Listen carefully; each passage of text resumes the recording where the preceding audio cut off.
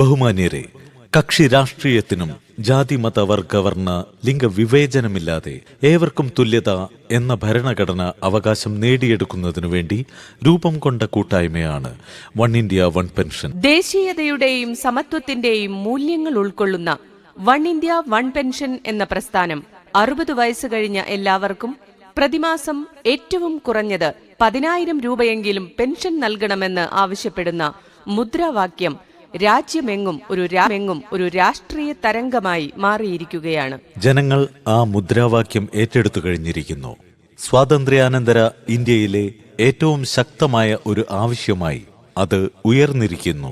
ഗ്രാമങ്ങളിലെ കർഷക തൊഴിലാളികൾ, ഫാക്ടറി തൊഴിലാളികൾ, ഓട്ടോ തൊഴിലാളികൾ, മറ്റു മോട്ടോർ വാഹന തൊഴിലാളികൾ, കായൽ കടലോര മത്സ്യത്തൊഴിലാളികൾ, തോട്ടം തൊഴിലാളികൾ, കയർ കശുവണ്ടി തൊഴിലാളികൾ, തൊഴിലുറപ്പ് തൊഴിലാളികൾ, ലോട്ടറി വിൽപ്പന തൊഴിലാളികൾ, അങ്ങനെ എല്ലാ സംഘടിത അസംഘടിത തൊഴിലാളികൾക്ക് വിവേചനമില്ലാതെ 60 വയസ്സു കഴിഞ്ഞാൽ 10,000 രൂപ പ്രതിമാസം പെൻഷൻ നൽകണമെന്നാണ് വൺ ഇന്ത്യ വൺ പെൻഷൻ സംഘടന ആവശ്യപ്പെടുന്നത്.